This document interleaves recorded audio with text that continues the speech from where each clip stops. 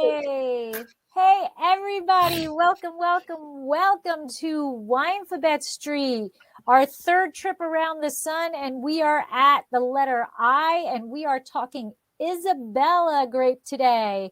And I didn't even know that was a grape. So I'm excited to learn more about this. And so if you don't know who I am, my name is Lori. My husband Michael and I own Dracena Wines in Paso Robles. We will soon be opening up a tasting room, so it'll be the first time with a brick and mortar. And at the other side of the table, I am exploring the wine glass. I am WSET Level 2. I am a Spanish wine scholar, UC Davis winemaking graduate program graduate, champagne specialist, and Côte d'Aron specialist. And I am excited because it's been a while since I've seen my colleague Deb. So she's here with me. Hey, before I introduce myself, can you send Michael the link?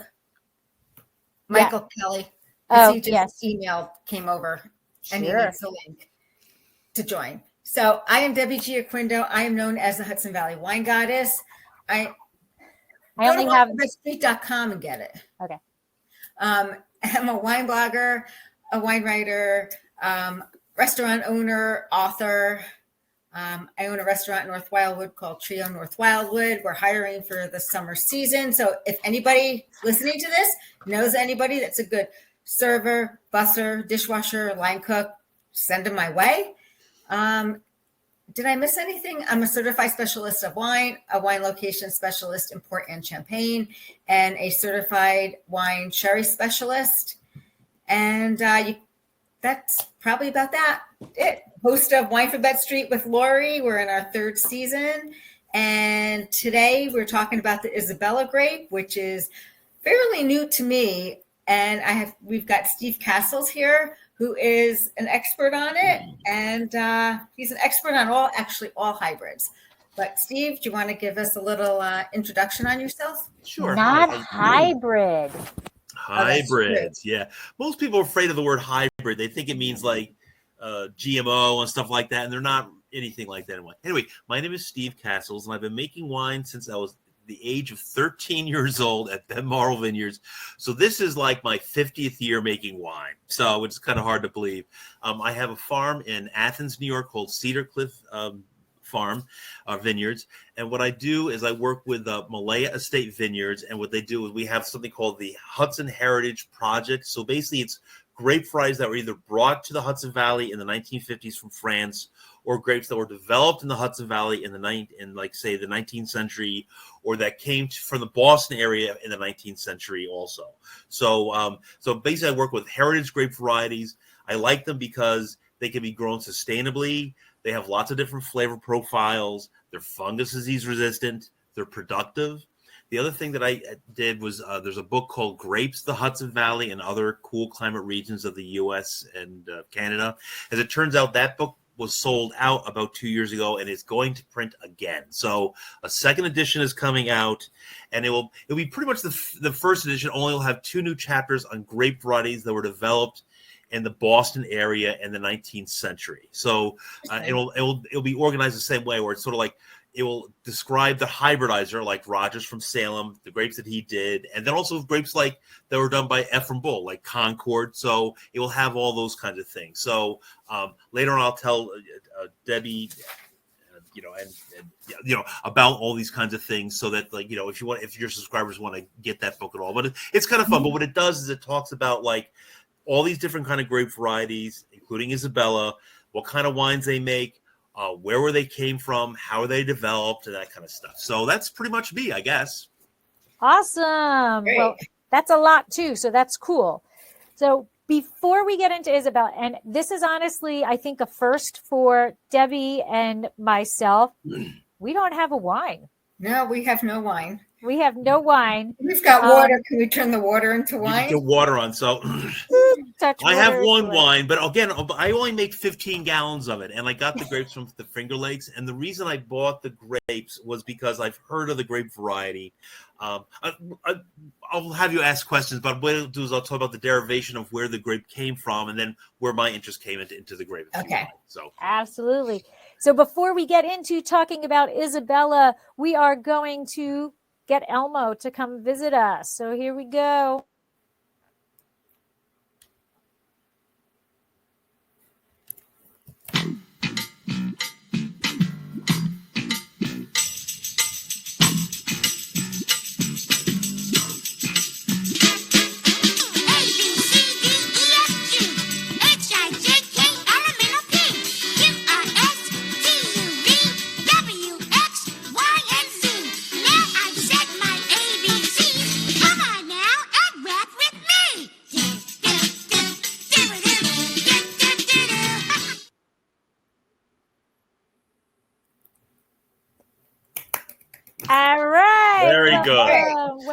Welcome.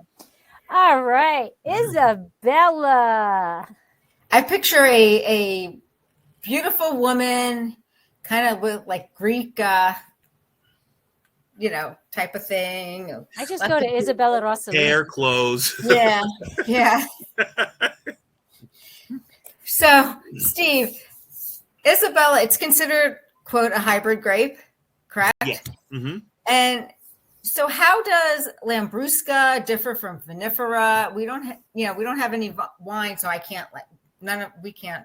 You can Describe what they are. It's an so older. Is it red grape, white grape, thick skin, thin skin? What color? Because I also read a lot that it was a rosé and it was different. Yeah, you can make a lot of. It's very versatile in the cellar, so you can do a lot of things. It's a deep purple black grape, and where it came from is basically in the 1820s. There were people in Europe who were bringing vinifera grapes over to the U.S. to try and grow them.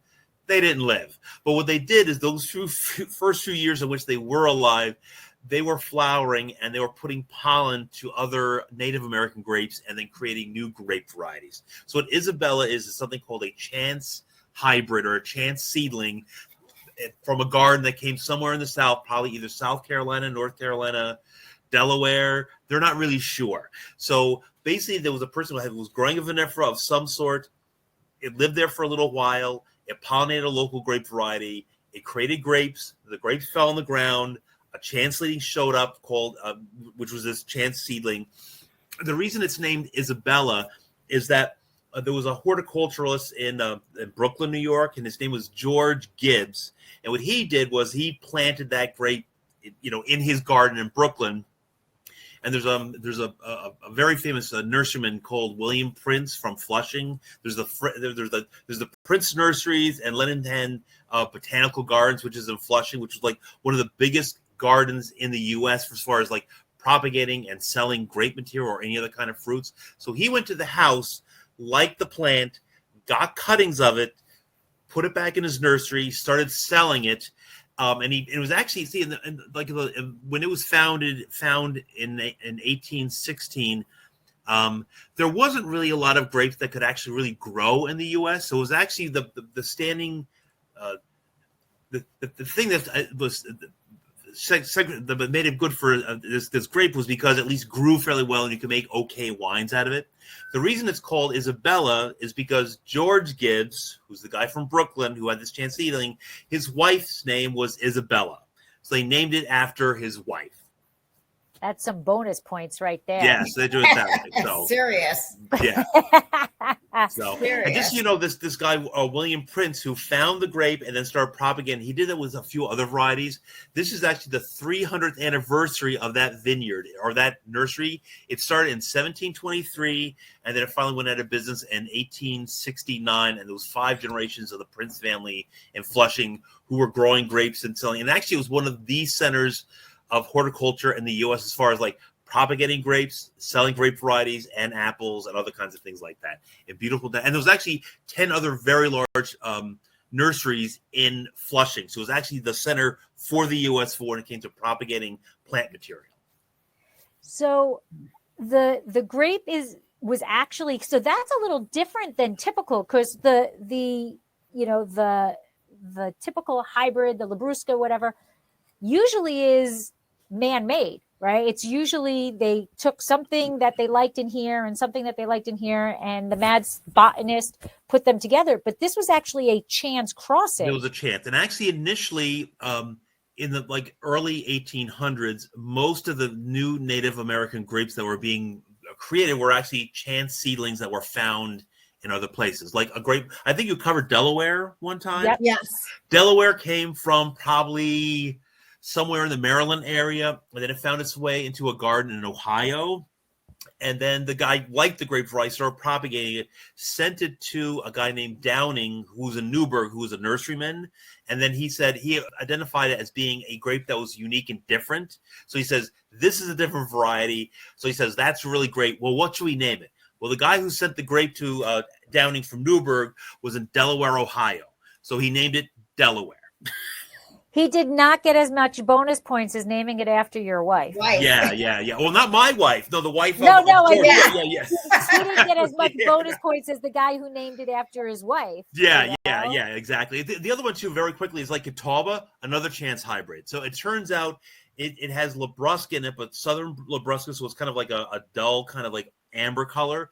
It turns out they just the last few years they did genetic testing on it. It turns out Catawba is a hybrid of a local grape somewhere in like North Carolina, and Semillon, which is a grape that's used in Bordeaux. So Catawba, is 1/2 vinifera, and one of the children, French. and one of the children of Catawba is a grape called Concord. Oh, Concord is a hybrid of Catawba and something else. So Concord, which is found in Concord, Massachusetts, and created there as a chance seedling, is 1/4 vinifera. They're all chances. So initially they were all chance hybrids. Oh, okay. So with Isabella, oh shoot, hold on a second. I just deleted the thing. Anyway, with Isabella, who are the parents then? They have no idea. I think genetically they're getting better as far as doing genetic testing to figure out what it is. So like with Catawba, they did a genetic testing of that, and they realized at least the mother was Semillon. So, and then they did a genetic testing of Concord because they thought that might have had something to do with it. And then they found out that it had Catawba in it. So you have to do tests, and it's pretty expensive to do a test for each different variety. So, and also to know what you're looking for too. So, okay. So let me ask you this. Okay, I was on the phone with another gentleman who grows Isabella, and he had mentioned that, and I might have misunderstood, but somehow Spain was involved. Spain.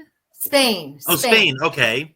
So he said that it kind of, I'm not quite sure if he said it originated in Spain or it went to Spain.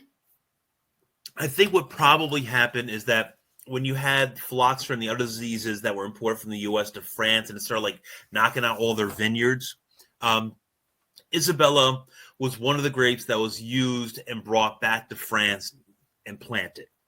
Oh, so it probably was a grape that was brought back to Spain, and Spain had the phylloxera problem too, not as much as France. So I suspect it's a grape that came from the U.S., Isabella, and then went to Spain and then France. Mostly went to France. Okay, and is it successful in New York State? I mean, do a lot of people grow it?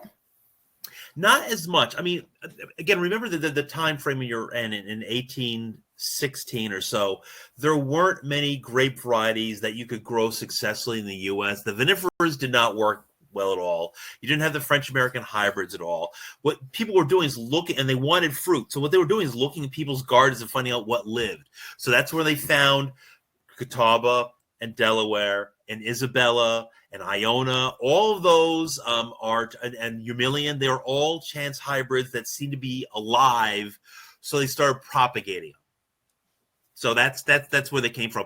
So they were good enough for the time, and they were the only thing that could live. I mean, quite candidly, you don't see much Isabella being grown in New York anymore, and the reason is because it ripens fairly late. So, and it's very foxy. We can talk about that later on as far as what foxy means. So, but it's a very grapey, heavy, musky wine, but it also ripens in fairly late, and it's actually somewhat susceptible to fungus diseases. So there's better grapes now, so you don't see much of it in the U.S.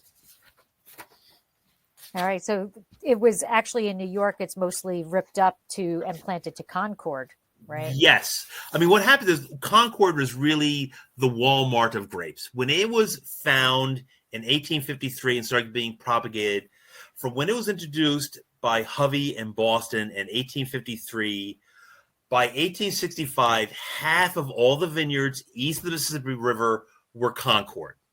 So they ripped out everything else because it lived. It was productive.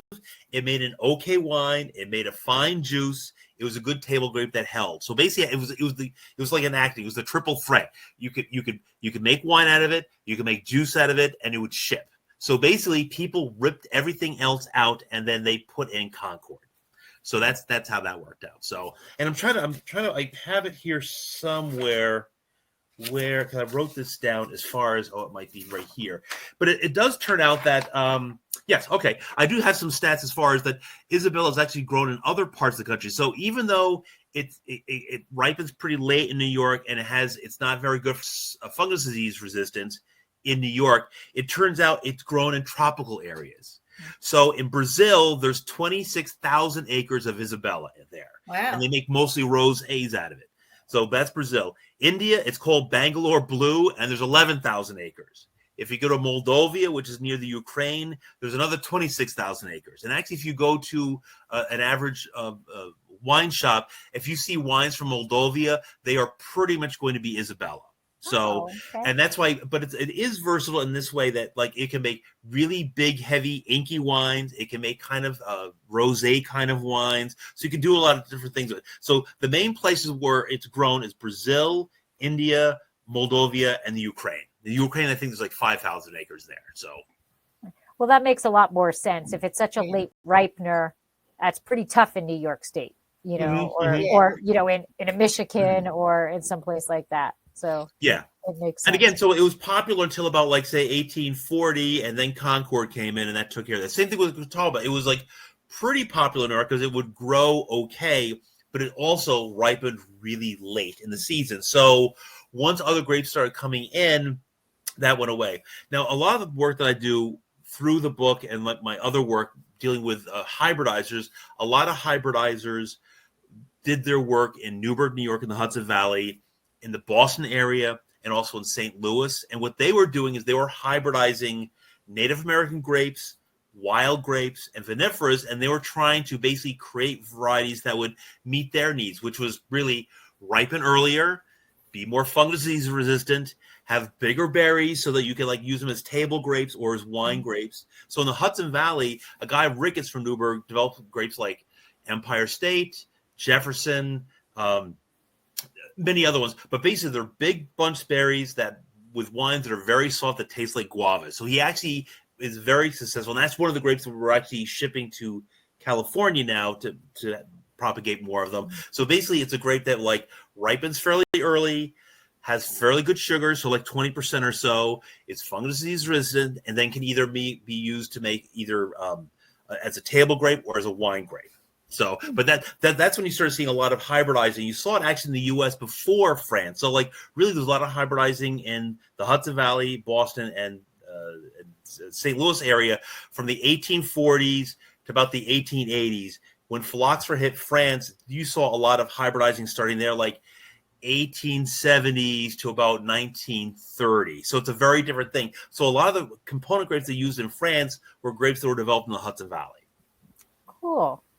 So now I don't know if you could answer this, but it's kind of more of an opinion question.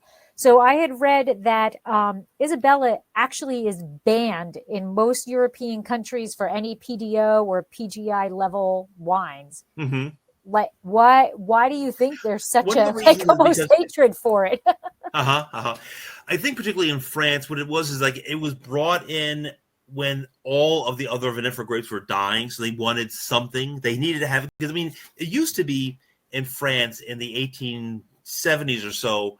Wine, people didn't drink water; they drank wine, and pretty much 15% of the entire economy was based on the production of wine. So it'd be sort of like the U.S. not making cars. I mean, it was like a big part of their economy. So they had to find something, anything they could make wine for their own consumption and also for export. I mean, the thing is that compared to French wines, I mean, you know a lot about French wines, but I'm saying that the Isabella is very like, it's kind of musty. We can talk about what foxy means. And it's grapey, it's like that. So it was not something that they viewed as being a wine that they really wanted to kind of propagate a lot more. So once they found other French-American hybrids like Chalois and Baco, they started planting them and then requiring that they rip out things like Isabella. The other thing that Isabella did with Shiraz and a few of the other ones that came from America, the other reason that at least politically they ripped a lot of these varieties out is because again, the flavors were not up to what I think French wanted to be in their wine. But the other thing, too, is they were highly productive. So basically you could get 6 tons an acre, while most of the other varieties were getting 2 ton an acre. So basically, it was kind of like Concord. It was the Walmart. It was like, it's good enough, and you can get 6 ton an acre. And that put competition against other bigger commercial growers who said, I don't want to compete against an Isabella where they're getting 6 ton an acre, and I'm only getting 2 ton an acre. So I'll talk to my local legislator, and we'll pass a law, and we'll ban it. So that's what they did. So Karen, who is in the chat, she said she was reading while you were talking, and she read that Isabella makes a great jam and juice because of its sweetness. Mm-hmm. Yeah, it's sweet. It's like around 18, 20. Yeah, so it's sweet that way, but it's very grapey. This might be a good time to talk about Foxy. You've heard the term Foxy as far as with like Concords, and a lot of people will assume that Foxy means like Concord wines. It turns out Foxy predated Concord, and really it's a description for wines that are like Isabella. And Isabella is a grape that is like very grapey, very musty, very soft. And the reason I called it Foxy was because it smelled like a wet fox or a wet dog, because it was musty. So it's not, when you hear of Concord and that's Foxy, there's many different kinds of Labruscas that have different flavor profiles, but the traditional meaning of Foxy was very musty and grapey and soft. So that is what Isabella is like. Is it high acid? No, very soft. No? Yeah. Okay. Yeah. And that's why it makes a good juice. So it's like, it's pretty sweet, but doesn't have a lot of acid. That's why wine grapes don't make very good juice grapes, because they got too much sugar and too much acid. You want things like Concord, which are like 60% alcohol or 16% sugar and softer acids, or maybe like a little acid to give it a little bite. But Isabella is very soft, very, very soft. And also, too, it's got a lot of color. So if you crush it up and let it sit for like a few hours, you're going to pick up all the color. So it's very, very inky. So that's it right here. That's what it looks like. So, and I pulled that. I don't know if you have the picture of the barrel, but yeah, I'm going to show that. I'm going to show Okay. it. I think I started sharing. Uh-huh. No, it didn't work. So I only make 15 gallons of it. So It says sharing. Mm-hmm. I did. It's in here, but it's not working. Okay. Well, it's a little barrel. That's what you gotta say. Yeah, I have the picture of it. Yeah. No problem. So But I just, the reason I made the Isabella is because it's the 300th anniversary of the Prince Nurseries in Flushing. So I've been working with the Queen's Botanical Garden about doing a celebration on that family and that nursery in that area. So Isabella was one of the grapes that Prince brought to the fore in the United States and export to other places. So I figured it would be kind of nice for a celebration to make a 15 gallons or 20 gallons of an Isabella to use at the Queen's Botanical Garden. Oh, that's nice. Have you worked with Isabella before? That's the only time I've ever worked with it. So, okay. And how did you find working with it? It was actually very easy grape to make wine out of. I mean, basically, the pH is pretty good. The acid's pretty good. And it was easy to make wine out of it, actually. Yeah. So it's actually, it's at the pH and the sugar levels are like what you'd find for an average French-American hybrid or a vinifera as far as making wine out of it. And actually, its pH is a little bit lower, so it actually makes it a lot easier. So the wines are pretty soft. That's what I was going to ask. What do you bring when you bring it in? What are your technicals when you're bringing them in? I'm sorry to say I don't do a lot of technicals. I was educated actually by people at Ben Marl who were taught in France, and they were not. I mean, I like the idea of chemistry. I want to have a wine lab. I'm 63 years old. I don't have one by now. I probably won't have one going in the future. So I base everything on taste. So when I get the juice and when I get the wines, I do a lot of blending. So I've got a high acid wine, a low acid wine. I blend together. So I don't do testing on that stuff. I'd like to, but I never did. I feel bad about that. So I just was I'm thinking of like the pH of that and microbial aspect of it. It was clean. I mean, it was clean. So it was like, it had enough acid where it was clean. It will always stay clean. So people like, probably 3.5 or something like that. So it'll be in that range. So, and I'm pretty good tasting things. I can tell like a 3.7 from a 3.2. So I can do that. And basically I'm looking for a wine or looking to make things that people like. So as long as people like it, I don't care if it's 3.4 or 3.7. I don't care. So, yeah. So I'm laughing because my husband and I play a game when it gets close to harvest, we go through the vineyard and we'll each Take that pH. Well, pretty much we taste a grape. We each taste a grape and we guess the sugar content. And the same thing, we test like kind of the pH thing, and we play against each other, and then we do take it to the lab and we see who wins. And so we, sometimes you just got to entertain yourself. Yeah, you do that way. So, and just a little bit more on my work. I grow at my place about 107 different grape varieties. So most are either French-American hybrids, so like the Bacos, the Chelois, and that kind of stuff, but also a lot of these heritage ones that were developed in the Hudson Valley and the Boston area. But what I do is, with my 170 grape varieties, I mark down like when they bud out, when they flower, what their sugar level, and I track them. So like, starting in like Labor Day, like what's the sugar level, on August 31st, September 7th, and do it that way. And then when I pick them, so I do track them that way. And actually, and I can send it to you, there's a UMass Amherst is a fruit program, and they have a journal, and I had another article that was just published there on the 2012 grape season and how that was affected by all the things that occurred. So, and I'll send that to you. Very cool. Yeah, I would love to read that. Very cool. So you kind of hinted about it a little bit, but like, how is Isabella in the vineyard? You talked about it being a late ripener and everything, and you talked about it being susceptible to mildew, right? You said, right, to mildew. And again, this is compared to Concord, because Concord's like kind of okay. So it's a little, so it isn't like, it's not susceptible like a Chardonnay or anything like that. Okay. It's more resilient than like the vinifera. It's just that when they was compared to Concord always won. So that was how that worked out. Oh, okay. So usually every grape variety, right, when you talk to the winemaker who is in the vineyard and in the winery, there's certain grapes that are either super easy in the vineyard and a little bit more difficult in the winery, or they're a little bit more difficult to maintain in the vineyard and easier in the winery. So which one is Isabella? Is it a little bit more headstrong in the vineyard, or a little bit more headstrong in the winery? In the vineyard, again, it's somewhat susceptible to fungus disease, but it's still pretty resistant.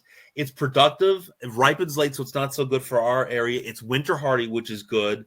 But the production goes up and down. So I think it's probably a biannual grape. So like, you'll do really well one year, as most apples are. It'll do really well one year and maybe not so well the next year, and it kind of alternates that way. But it's fine in the field, but it's good in the cellar too. So it's good. So does it tend to be more vegetative, or does it like to go to reproductive quickly? It is grapey. So yeah. So I mean, I think I wrote down my tasting notes for another one.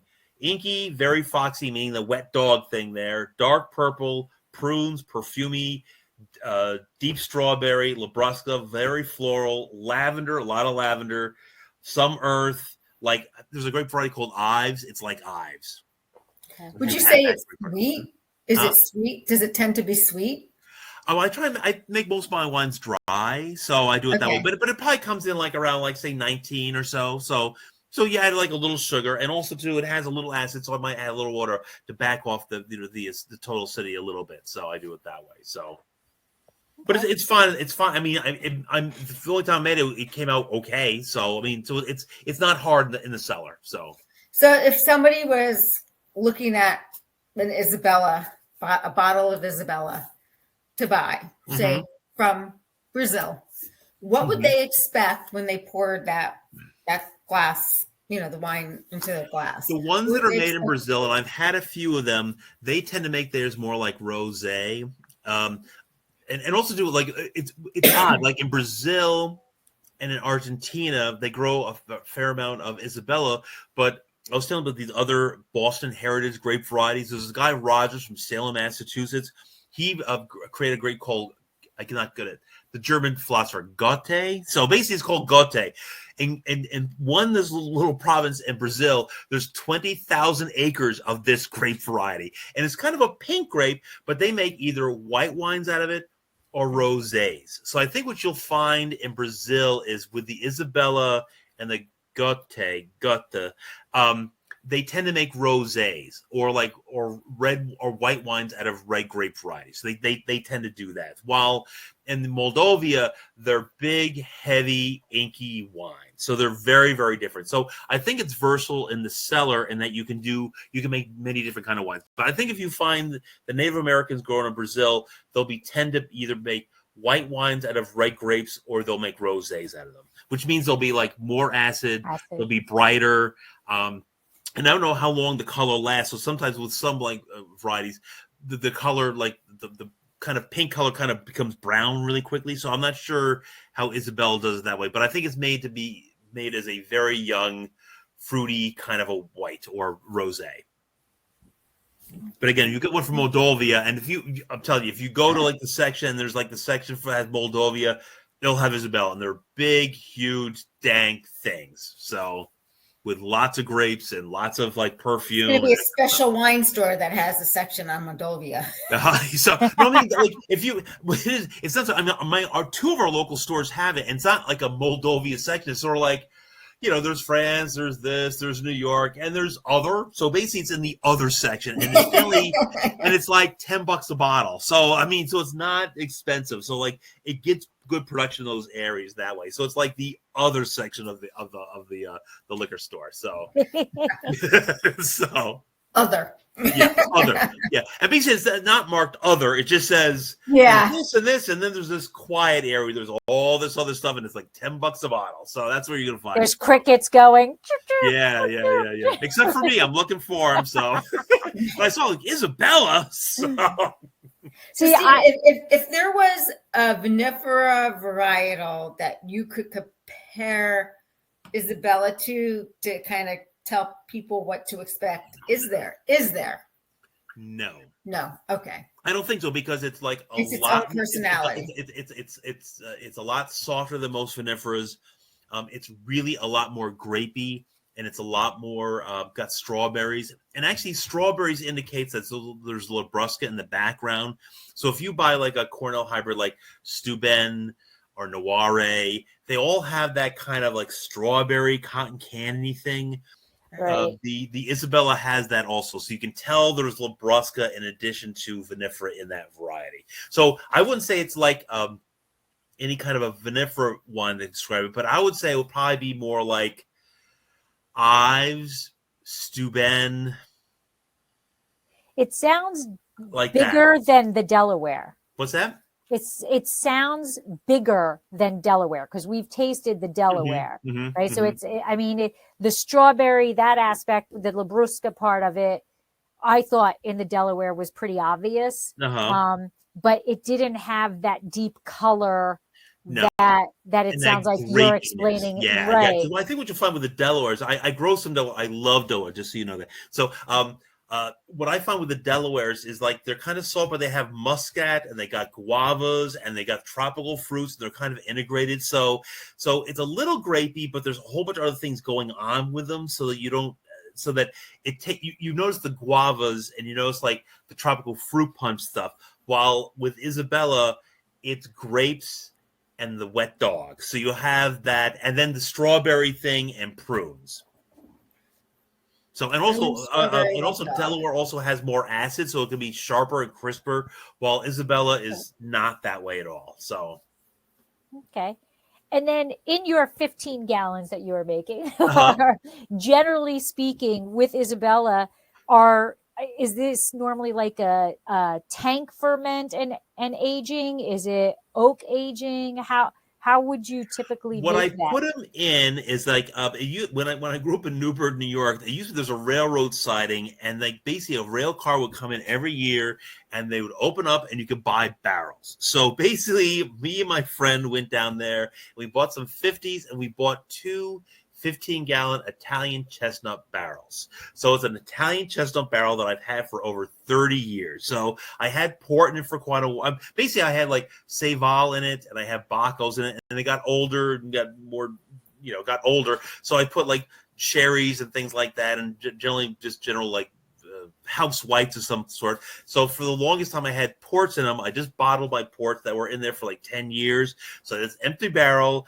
and I had it in stainless, the Isabella, so I put it in that. So it's a 15-gallon Italian chestnut barrel. So that's what it. But it's rounds it off. I mean, the Isabella does go well with Italian chestnut. So it brightens it up, and it's got some floral stuff, but it actually kind of deadens down some of the fruit. So it's actually more of an integrated wine, I think. So it's still impacting it after all those years? Yeah, I think so. I think you're not getting any chestnut anymore, but you're getting more just like the roundness that a barrel will provide. One thing you'll find with the Italian chestnut, I used to put savals in them, and then it has like when you put an Italian chestnut, if you put like a saval or a vidal in them, they have like a woody kind of thing, but it's also kind of like aromatic, like Scotch. So I can't tell you how many people who love Scotch, and they would have a saval that I had put in that barrel, and they were like, I love this saval, because to them it reminded them of Scotch. It was like aromatic and wood and that kind of stuff that way.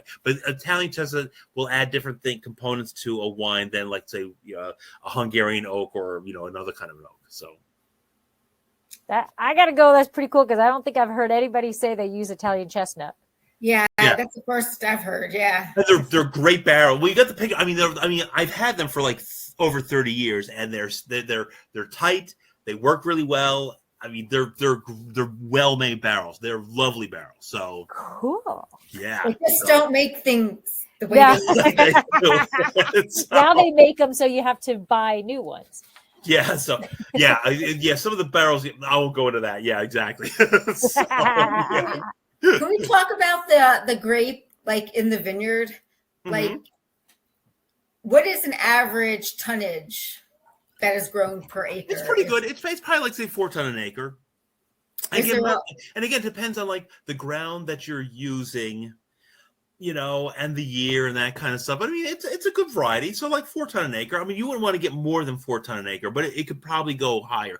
I mean, that's why it's probably being grown in Brazil and Moldova and the Ukraine and and India, because basically it's really productive. And I bet they're probably getting like 8 ton an acre off these things. And that's probably the best thing. So it's like you're getting a lot of tons, some sugar, and it's dark. So you're getting a dark, inky wine that's getting 8 ton an acre. So that's an 8 ton. Let's see, a ton will get you like, say, maybe 180 gallons. So you're probably going to be able to get like, say, 800 gallons per acre with Isabella. Do they have to drop fruit a lot during the course of the? If you're producing grapes, you don't. I mean, no. That's like if you're looking for, with an Isabella or an Ives, you don't drop fruit at all. You're trying to get as much as possible. So you prune to do it that way. The vine does seem to have the capacity to produce a lot of fruit and still bring the sugars in, and because of its pigment, it's like a dark color. So and in France and others, particularly in Cornell, they really like dark red wine, so it adds color to it. I think particularly in France they like dark wine, so I think it adds color, and you have enough sugar, and you got tonnage. So I think that's probably why it's doing very well. And you have, I mean, think about it. Like I think in New York State there's like 36,000 acres of grapes. So you have in Moldova, a little teeny country, and it has got 26,000 tons. So it's almost the size of the New York wine industry. On this little teeny province has almost as much grapes as New York, and they only grow Isabella. Same thing with India. It's like it's a really hot climate, and it's very, it's like I've been to India several times. It's like it's really hot, but you have like monsoons, torrential downpours, and then just like hot. So it seems to do well there. And you got 11,000 acres there. And Brazil, which is known as being kind of hot too, you got 26,000 acres. So it's something that you can do a lot of things with. So it's probably good in the field there. But mostly it's like you get some sweetness, some color, and you can make a base wine. So in the vineyard, are the clusters big, small? Are the berries big or small? They're like what do they look like? So they're like they're like a little bit smaller than Concord, and they're kind of like conical. Conical. So they're kind of like that. So you do it that way. So big shoulders. I think there's one shoulder off to the side. By the way, I'm noticing my clown picture right there. Which is kind of freaky. My grandfather, who was an attorney in the Palm Beach area, he worked for a Colonel Bradley, who was a racehorse person who had places in Palm Beach and Louisville, Kentucky, and lived in the Laurel Astoria. So they were both art collectors, and he was an attorney for this guy Bradley, and they used to collect clowns. So this clown was actually. They purchased that in 1945 from a very nice art gallery that was on Fifth Avenue. And when he died, I got this picture. And mostly because no one else wanted that picture. I was like, you wake up and you're like, you got a clown staring at you. So it's not my room. It's like, it's in my office. It's not a clown you'd want to have there. My mother used to collect clowns, and my uncle used to draw them, and that actually was one of the first things I noticed back there, was because it looks very similar to the style that my uncle used to draw. And I'll have to later on. I'll have to take a picture of it and send you an email. I think it's actually worth some money. The artist is named Ramirez, but basically it was on Fifth Avenue, and he says that's a clown for me. So and then he brought back to Palm Beach, and where his house was. But again, everyone else were like, I don't want that. So I took it. I figured it's a part of what my grandfather was. So I said, well, I'll take it, but no one really wants to see the clown. So it is kind of freaky. It's kind of freaky in a lot of ways, I got to tell you. So it's not like what I would do, but it's kind of fun. So anyway, so would you consider Isabella? I mean, well, I guess you kind of have to consider Isabella a hand cell. Right, I mean, you're not really going to. Oh, it's a hand cell, yeah. I think it's a hand cell. No, and I think what you're going to find is like people are going to like it or not like it. And also, too, you can make different things out of it. If you're making like a rosé, it'll be kind of bright, strawberries, like a little cherry, and you do it that way. Or like some people like the Guinea red, with the elegante. This is more like that. It's like big, heavy, dank, lots of pigment. So you can do it that way. So you can make a different style. So it would be a hand cell, I would think. Yeah. Yeah, I would think so. Yeah, I would think so. Yeah, exactly. So. I not to be mean, but I can't imagine you going into a wine shop and too many sommeliers or a restaurant and too many sommeliers say, let's build an entire wine list around Isabella. Yeah, or going to Astor Liquors in like Lower Manhattan saying, hey, we got our Isabella section. So. I'm looking for Isabella wine. Do you have one? I think that will throw some people. It's a good historic grape though, for the standpoint of like in the U.S., like from 1810 to 1830, they wanted to grow grapes for wine or for George or whatever. So they were looking for things, and this is the one. And basically, they found it in someone's backyard. They said, "This is good enough," and it lives. And that's how that. Just like Delaware, just like Catawba, just like Iona, just like Humilian. There's many other Winchell. There's all these varieties that it was because that's what lived. And then you had people in the Hudson Valley and St. Louis, and then Boston, purposely breeding grapes as they were in France. But basically, they were trying to do things that way. Here's like. People were doing this. They were just looking for things. So they just went to people's backyards and say, "Well, that's good enough for me." So, Steve, we know grapevines, they change their production volume as they age. Does Isabella do that? I mean, can you taste the difference between like a new vine and old vine? I would think so, but again, you understand like where the niche is for Isabella in Europe and in Brazil and India is like big production wine. So it's like a big jug kind of a wine thing. So whether it's like old or young, I think if it gets like older, it's not producing as much, they probably like rip it out and put more in to like get more production. Right. So, but I think they don't allow it to age. Yeah, I don't. They're not aging wines at all. I think it's like. I mean, I haven't been to France, but I hear like they used to. I don't know if that's the case anymore. Like you go to the grocery store and then like you put the spigot on and you get the milk jug of whatever it is. This will be that kind of a wine, I think. Okay. So you do it that way. So it's not something you're aging. You're not putting in a barrel. It's in a big tank, and then you get it for whatever a gallon. That's what I think. So, but it's still historically, it's very interesting because basically it's one of the first grapes that were really grown in the U.S. for wine production, in addition to Catawba and a few others. But there was like 3 of them. So there wasn't a lot of grapes. So like this is what they worked with for probably 20 or 30 years. So Wow. Wow. And so when I was looking it up, Isabella typically only has like one seed in it.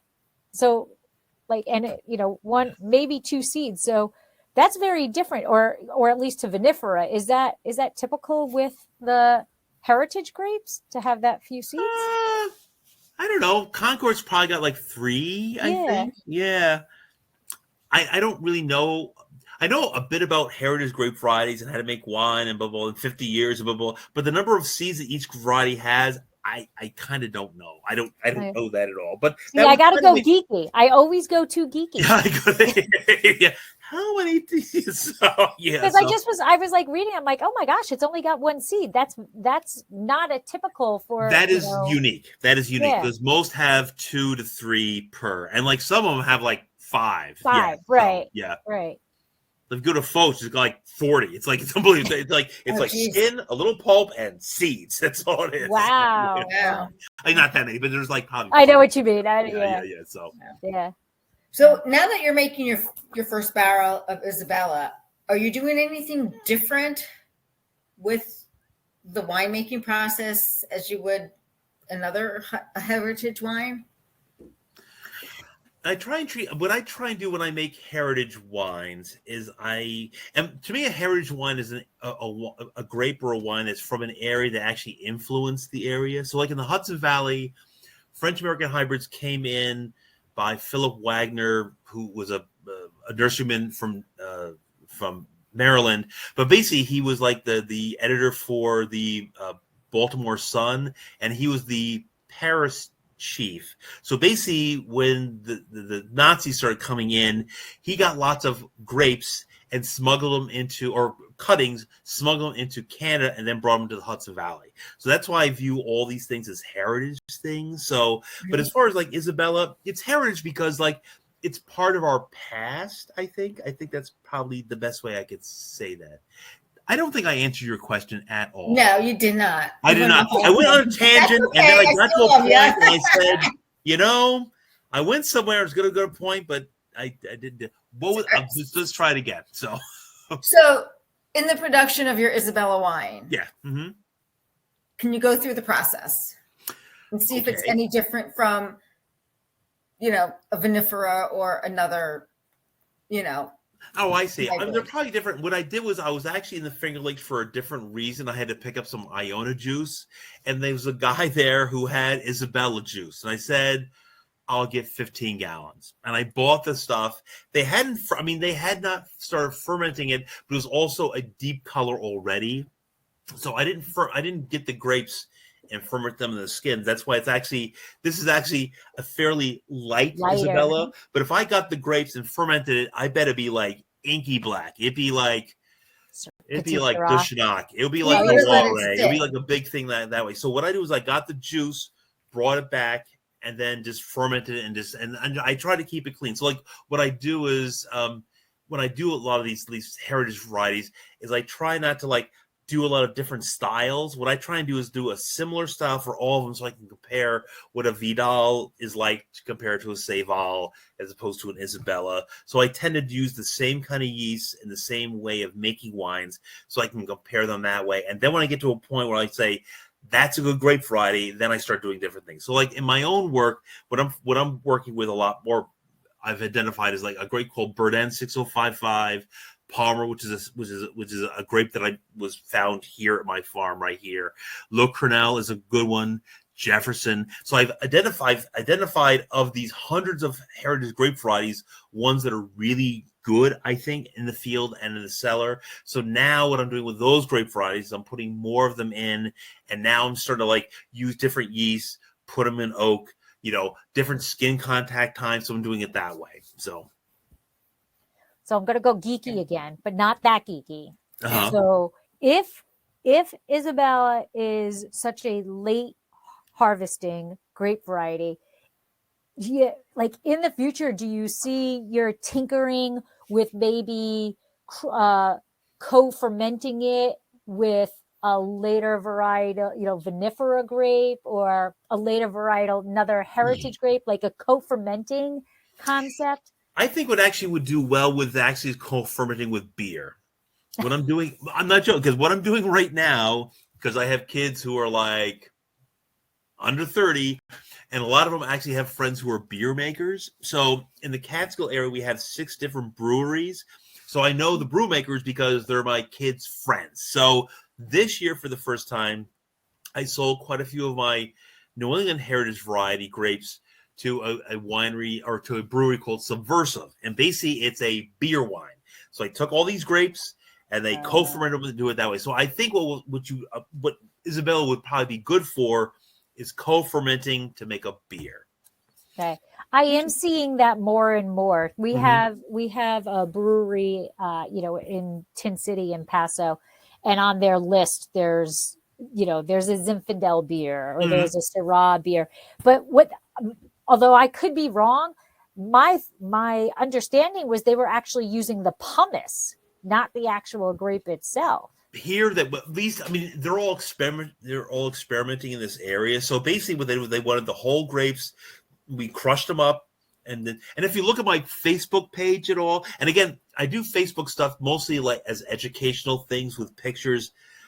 So feel free to do whatever you want. But if you look at that thing, there is like in October when I sent the grapes to Subversive Brewery in Catskill, it has pictures. But basically, we crushed them all up and we put in the hopper with the beer stuff, and they co-fermented. They did it that way. So, and the odd thing about the ones that are from the Boston area is like what are the grapes? Like Agawam, Massaoit, Barry. There's another one.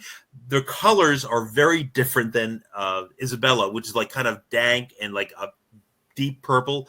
The ones from the New England area are they're like Star Trek colors. It's like electric blue, hot pink. So like the beers come out like hot pink, electric blue. So they're gonna fly off the shelf. So people seem to like that, and one of the grapes that's hybridized into the New England hybrids is a black Hamburg. So it's got that muscat thing, but it's got that electric blue thing. So like it's very attractive that way. But I'm thinking, going back to Isabella, it's got lots of grapey flavors. It doesn't have a lot of high pH, so like you don't want a high pH grape going into a beer, because you don't want that. My understanding. So I think Isabella would actually be good as a co-fermenting with beer. Cool. Yeah. So Steve, what's in your glass to Isabella, and when it's co-fermented with beer, what would you pair them each with? I like eating. So, but I'm not a big pairing. I mean, Would you pair an Isabella with a dessert? Yeah, probably dessert. Yeah, it'd be more like a port. I would probably put it with like a Stiltberg, or like any kind of the blue cheeses. I would probably do that, or smoked cheeses. I would probably put it with more things like that, not as a dinner wine when you're having your steak. I would have it beforehand or afterwards. That's what I would do. And like a berry pie. Yeah, I was thinking like a blueberry pie. Mm-hmm. Yeah. It would stand up to it, and it would be different enough where you could actually taste the blueberry pie and the wine. Yes, I would think something like that. I think I'm not a gourmand I am, which means you eat a lot, so I can do that. So yeah, so you just want somebody else to make it. Yeah, I took 3 years of French, so I know the difference between those two. Like gourmet is like and then gourmand's like you eat a lot. So but I think it would probably do with like the blue cheeses, and then I think the aged cheeses, and like a blueberry pie. It would do well that way. But if you were having it with like a chicken dish or a fish dish, I wouldn't do that. I don't think so. Yeah. Well, unless the chicken dish was like made with some type of a jammy, because exactly. Mm-hmm. You got to match the flavors. Mm-hmm. Got to kind of match the flavors into it. Mm-hmm. Mm-hmm. Whenever we go with my grilled cheese, because I always put I put jam on my grilled cheese. Oh, do you? Really? All the time. Yep. What kind of jam though? Usually blackberry jam. Mm. So interesting. Yeah, so toast the bread so that it gets warm, and then I use my little, my little griddle, panini press type thing, and the cheese goes on, and then the blackberry jam goes on, and it goes. That's And how you're I all make it. set. All set. I put Yummy, bacon yummy. on my grilled cheeses or tomatoes. Or bacon and tomato. Yeah, there you go. Or caramelized onions. Oh, no. So do it that way. So, yeah, but you'll find not Iona, but like Isabella's like a big, huge. There's lots of flavors in it though, so it's kind of interesting that way. That's I think what the cheese would do well. So cool. Now, so you did mention your Facebook page, and I believe, Stephen, that you can see the chat on your right-hand side of your screen if you hit chat. If you okay, yep, okay. If you want to just type in your Facebook page so that people in the chat can see it, and then if you can tell us where, verbally tell us where people can find you, so that we can link up. And of course, Debbie and I will link up anything. I don't know if you're on Instagram also, or I tend not to do a lot of that stuff. Like some people said, my daughter's like, "Oh, you got to do that." That seems like that's a whole nother thing. So I do like a little Facebook stuff, but mostly probably the best place to see my work is, and I wrote it down because I'm just one of those guys. Of course, I don't have it right here. So basically, if you go to the website HudsonValleyHeritageWines.com, so HudsonValleyHeritageWines.com, it will have like all the grape varieties that I work with, what they're like, what kind of wines they make. Or if you go to the Malaya Estate Vineyards website, you can actually buy a lot of those wines. So you can buy a Baco and a Chelois and a Bourdain and a Palmer, and you can do it that way. So I would say Malaya Estate Vineyards will be good. And also, too, if you go to them and say, I want to talk to Steve, they'll send that email to me, and then I can talk to people. So if people have questions, I'm happy to answer them. So I would think Malaya Estate Vineyards to contact me, or that Hudson Valley Heritage Wines to get pictures of the grape varieties that I grow and do it that way. So, and then also my email address is just my last name, Castles, Casscles, J as in Joseph, S as in Steve, @Yahoo. All right. Simple's better than hard. There you go. Thank you so much for. I just have one more question, Deb, because I forgot to write it. Is if you want our friend, or, our followers and listeners to remember 2 things about Isabella. Yeah. What 2 things do you want them to remember? I think it's a fun variety, and you can do a lot of different things in the cellar with it. You can make rosés and big, heavy wines out of it. Yeah, that's what I would say. I like that it's fun. I like that. Yeah, it's a union of Moldova and Brazil. Yeah.